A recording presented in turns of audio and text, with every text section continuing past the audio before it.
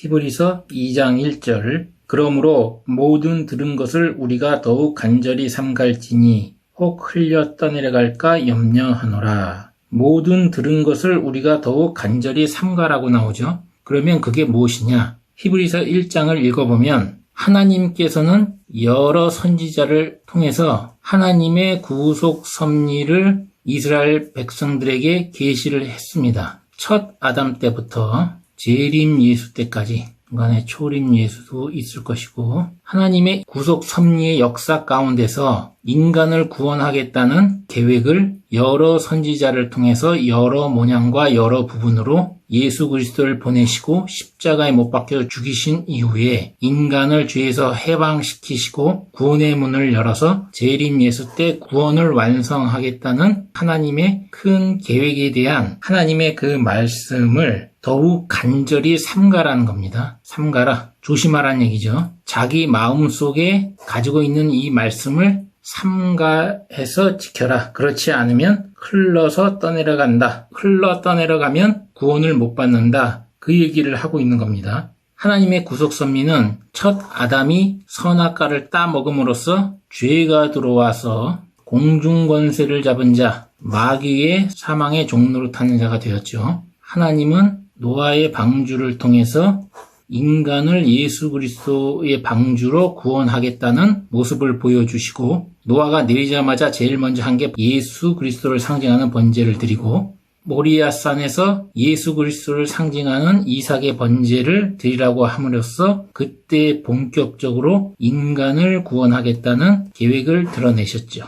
그리고 바로 그 모리아산에다가 솔로몬 성전을 짓게 허락하셨죠. 아브라함의 이삭 번제 이후에 모세를 통해서 이스라엘 백성들을 애굽에서 구원해내시고 모세의 장막을 통해서 하나님은 그 장막에 거하시면서 성막 시대를 여시고 그 성막 안에 있는 모든 기물은 예수 그리스도의 죽음과 부활을 상징하는 감람유를 섞은 관유를 바르게 되어 있고 그리고 모리아산에서 이삭을 번제하던 곳에 솔로몬 성전을 지었으나 우상 숭배를 하게 되면서 이스라엘 백성들은 험난한 민족의 길을 들어서게 되었죠. 그래서 솔로몬 우상 숭배로 인해 솔로몬 성전이 바벨론 제국 느부갓네살에 의해서 파괴되고 70년 뒤에 하나님의 약속대로 회복하시겠다는 그 언약의 말씀에 따라 스룹바벨 성전이 세워졌지만 스룹바벨 성전에서도 타락으로 인한 다시 파괴가 되고 심지어 스룹바벨 성전에는 바알을 상징하는 그리스의 다른 이름 제우스 신상까지 번제단 앞에 세워지고 하나님이 금기시한 부정하다 말한 돼지고기까지 번제로 드리는 이런 일까지 벌어지게 되죠. 그래서 스룹바벨 성전도 파괴되고 이방인 에돔 지역 출신 헤롯 대왕이 헤롯 성전을 다시 모리아산에다 짓지만 결국은 모세의 자리에 앉은 바리새인들, 서기관들의 외식과 이방인이 세운 헤롯 성전에서 종교 장사로 변질된 성전을 예수께서 파괴될 것을 예언하시고 친히 십자가에 못 박혀 죽으시고 인간의 죄를 짊어지시고 죽으셨다가 3일 만에 부활하심으로써 친히 육체가 성전이 되시고 이러한 예수 그리스도의 십자가 사건을 믿는 구원 얻을 후사들이 그 예수 그리스도의 십자가의 사건을 믿는 자마다 그 믿는 자 자신이 성전이 되게끔 하셨습니다. 그리고 이러한 하나님의 성소 정결에 대해서 하나님이 계시할 성전에서 우상 숭배가 일어나고 종교적인 외식으로 흘러가니까 결국에는 이러한 성소 정결을 위해서 재림 예수가 오시게 될 겁니다. 그리고 마지막 최종적으로는 하늘의 증거장막 성전이 열리고 거기에 솔로몬 성전이 파괴될 때 사라진 언약궤가 요한계시록 증거장막 성전에서 등장하게 되고 새 예루살렘이 내려오고 그 새 예루살렘에 예수 그리스도의 죽음과 부활을 상징하는 금갈대로 측량을 하게 된다. 이러한 하나님의 전체적인 구속 섭리 그리고 공중권세를 잡은 자 마귀를 최종적으로는 심판을 하게 되죠. 이런 하나님의 원대한 계획에 대해서 니들이 들은 것을 더욱 간절히 삼가하면서 지켜내라. 안 그러면 흘려 떠내려가면 너희들에게는 구원이 없다고 이 히브리서 기자는 그 당시에 유대 사회의 압력에 못 이겨서 다시 예수 그리스도를 버리고 유대교로 가는 유대인들에게 걱정하는 마음으로 얘기하는 것이 바로 히브리서 2장 1절이에요. 히브리서 2장 2절 천사들로 하신 말씀이 견고하게 되어 모든 범죄함과 순종치 아니함이 공변된 보응을 받았거든. 하나님이 천사들을 통해서 하신 말씀이 견고하게 되어서 범죄함과 순종치 아니한 모든 행위에 대해서 불법에 대해서 공변된 보응을 받았다. 공변된 보응을 했다. 좌로나 우로나 치우치지 않고 공평한 대가를 치르게 했다는 거죠. 공변이라는 게 그런 뜻이에요. 3절 우리가 이같이 큰 구원을 등한히 여기면 어찌 피하리요. 이 구원은 처음에 주로 말씀하신 바요. 여기서 주는 예수 그리스도죠. 들은 자들이 우리에게 확증한 바니 이 구원에 대해서 초림 때 오신 예수 그리스도가 말씀하시고 그것을 들은 자들이 증거를 한다. 확증한다. 확실히 증거한다. 4절 하나님도 표적들과 기사들과 여러 가지 능력과 및 자기 뜻을 따라 성령에 나눠주신 것으로서 저희와 함께 증거하셨느니라. 뭐를 증거했어요? 바로 이 하나님의 구속섭리.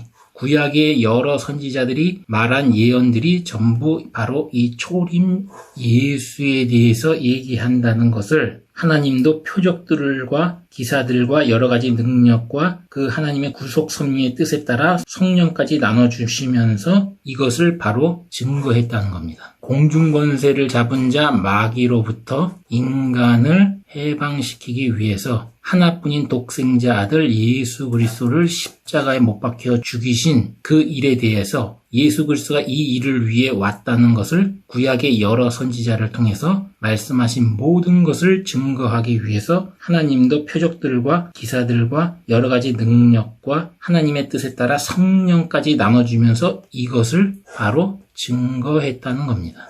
5절 하나님이 우리의 말한 바 장차 오는 세상을 천사들에게는 복종케 하심이 아니라 오직 누가 어디 증거하여 가로되 사람이 무엇이간데 주께서 저를 생각하시며 인자가 무엇이간데 주께서 저를 권고하시나이까 저를 잠깐 동안 천사보다 못하게 하시며 영광과 존귀로 관씌우며 7절까지 읽었어요. 하나님이 장차 오는 세상 재림 때죠. 재림 때 새 예루살렘 성이죠. 이 장차 오는 세상에 대해서 천사들에게 복종케 하신 게 아니고 다윗의 시편을 가지고 인용하면서 얘기해요. 뭐라고 얘기하냐면 누가 어디 증거에 가로되 사람이 무엇이간데 주께서 저를 생각하시며 인자가 무엇이간데 주께서 저를 권고하시나이까 사람이 도대체 무엇이길래 하나뿐인 독생자 아들 예수 그리스도를 십자가에 못 박혀 죽이시기까지 하면서 인간을 죄에서 해방시키려고 그렇게까지 생각하십니까? 이런 뜻이죠. 그리고 주께서 저를 권고하시나이까 주께서 여기서 주는 여호와 하나님이죠. 저는 예수 그리스도고 여호와 하나님이 예수 그리스도를 십자가에 못 박아 고난에 참여하라고 권고했느냐 이런 얘기예요. 원래 이 시편의 다윗의 뜻은 그런 뜻이 아니죠. 그런 뜻이 아닌데 인용하면서 히브리서 기자는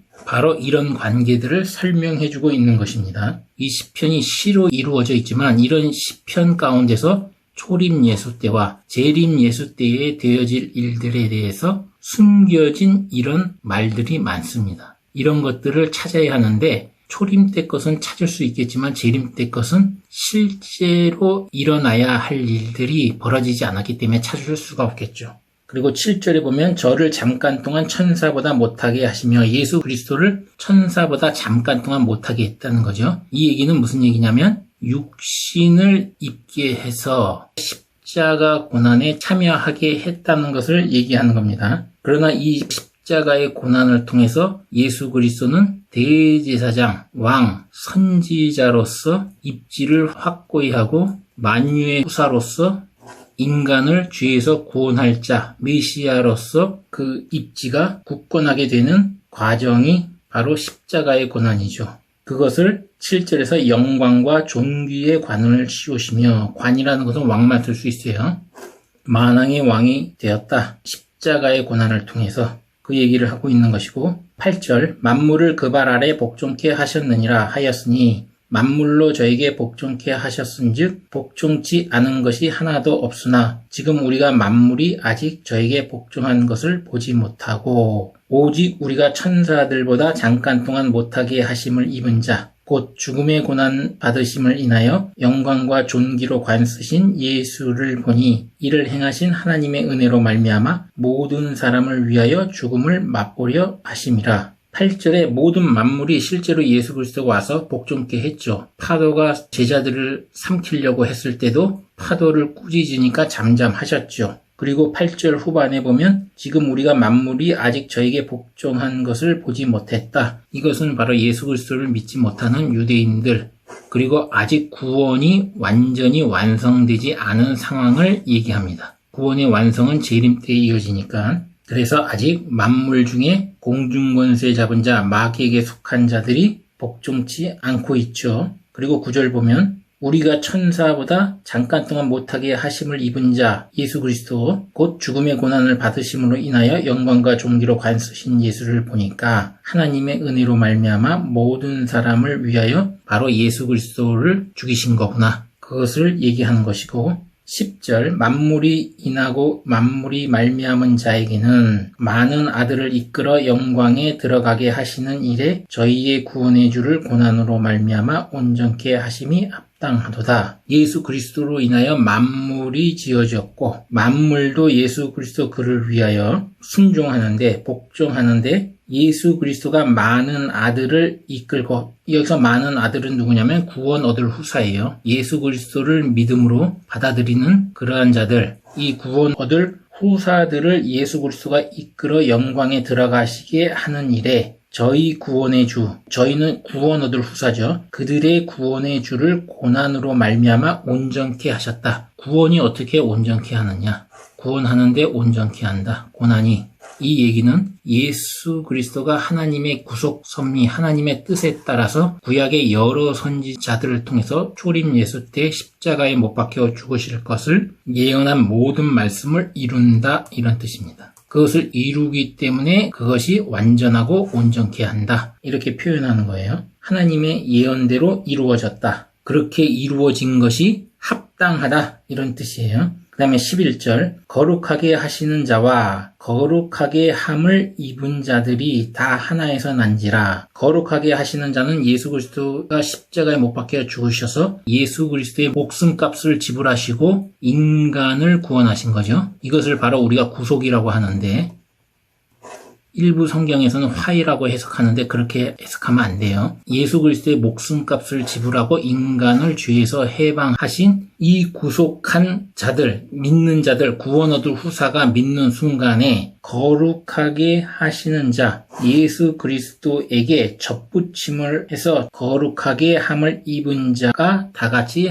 하나가 된다. 그래서 형제라고 부른다, 이런 뜻입니다. 형제라고 부르는 것을 부끄러워하지 않는다. 12절 이르시되 내가 주의 이름을 내 형제에게 선포하고 내가 주를 교회 중에서 찬송하리라. 여기서 내가는 예수 그리스도고 주의 이름은 여호와의 이름을 내 형제들에게 선포하고 구원 얻을 후사들에게 선포하고 내가 예수가 여호와를 교회 중에서 찬송하리라. 왜 찬송을 해요? 그 여호와 하나님이 큰 구원, 구속 섭리의 하나님의 뜻에 따라서 공중권세 마귀 세력에게 사망의 종로를 타며 죽어야 할 인간들이 예수 그리스도의 십자가 사건으로 구원을 받았으니 당연히 이러한 일들을 하신 여호와 하나님을 찬송하는 것은 당연한 거죠. 다음 13절 또다시 내가 그를 의지하리라 하시고 또다시 볼지어다 나와 및 하나님께서 내게 주신 자녀라 하셨으니 여기서도 내가 예수가 그를 여호와를 의지하리라, 예수 그리스도가 여호와를 의지하리라 하시고 또다시 볼지어다 나 예수와 하나님께서 내게 주신 자녀라 하셨으니 누가 자녀예요? 구원 얻을 후사가. 아무나 자녀가 아니고 예수 그리스도의 십자가 사건을 믿는 구원 얻을 후사들에게 자녀라고 하셨다, 그런 뜻입니다. 히브리서 2장 14절 자녀들은 혈육에 함께 속하였음에 그도 또한 한 모양으로 혈육에 함께 속하심은 사망으로 말미암아 사망의 세력을 잡은 자 곧 마귀를 없이 하시며 예수 그리스도가 혈육, 피와 육체죠.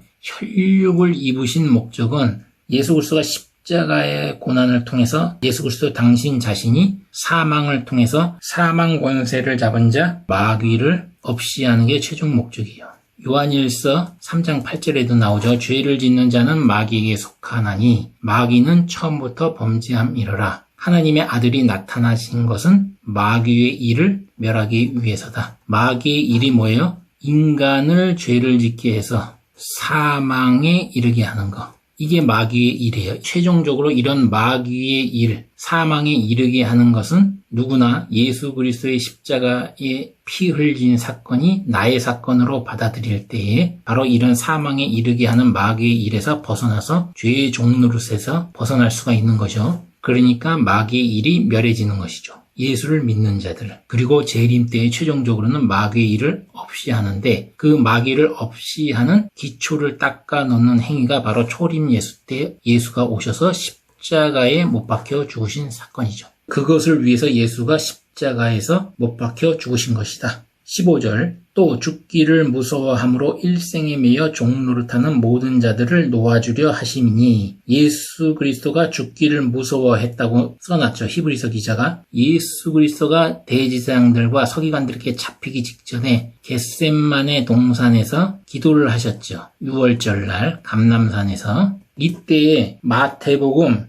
26장 38절에서 39절까지 보면 내 마음이 심히 고민하여 죽게 되었으니 너희는 여기 머물러 나와 함께 깨어 있으라. 39절에서는 내 아버지여 만일 할만하시거든 이 잔을 내게서 지나가게 하옵소서. 그러나 나의 원대로 마옵시고 아버지 원대로 하옵소서. 예수 그리스도도 죽는 것을 무서워했다는 것을 히브리서 기자는 그렇게 얘기하고 있는 겁니다. 예수 그리스도가 그렇게 무서워함으로써 일생에 매여 사망의 종노릇하는 모든 자들을 믿는 자마다 놓아주려고 하는 것이다. 사망의 종노릇에서 벗어나게 해주기 위해서 예수 그리스도가 무서워하신 것이다. 겟셋마네 동산 기도에서 예수 그리스도가 왜 그런 모습을 보였는지 히브리서를 쓴 이 저자를 통해서 우리는 알 수가 있는 것이죠. 16절 이는 실로 천사들을 붙들어 주려 하심이 아니요 오직 아브라함의 자손을 붙들어 주려 하심이라. 예수 그리스도가 십자가에 못 박혀 죽으신 것이 바로 아브라함의 자손,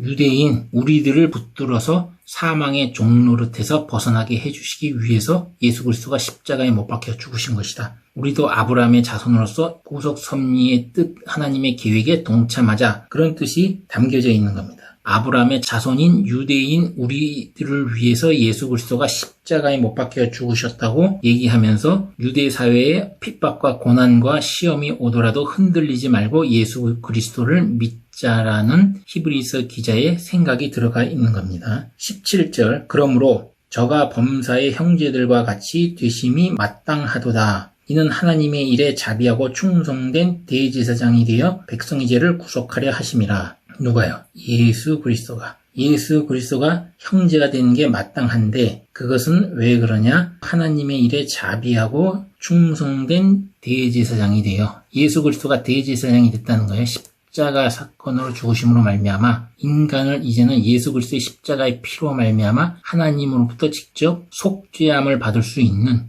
그 구속. 이 구속의 정확한 뜻은 뭐냐면 누군가의 목숨을 살리기 위해서 반드시 그에 상응하는 목숨을 대가로 지불해야 됩니다. 예수 그리스도가 자기의 목숨의 대가를 십자가에 못 박혀 죽으시게 하고 인간들의 목숨을 죄에서 구원하신 것이죠. 당연한 값을 치르고 예수 그리스도가 인간들을 공중권세 잡은 자 마귀로부터 사망의 종노릇하고 있는 인간들을 죄에서 벗어나게 하고 구원하게 되신 것이죠. 그것이 바로 구속이라는 단어로 표현할 수가 있습니다. 그래서 하나님은 예수 그리스도의 생명을 주고 인간을 구원하기 위한 그 하나님의 뜻, 구약의 많은 여러 선지자들에게 여러 부분과 여러 모양으로 예언을 하시고 그 예언을 그대로 초림 때 예수 그리스도가 모든 것을 다 이루시고 십자가에 못 박혀 죽으심으로 재림 때에 재림 예수가 만유의 왕으로서 심판주로서 오셔서 하나님의 구속 섭리의 모든 뜻을 완성하기 위해 오실 겁니다. 히브리서 2장 18절 자기가 시험을 받아 고난을 당하셨은즉 시험 받는 자들을 능히 도우시느니라. 예수 그리스도가 시험을 받아서 십자가 고난을 받았은즉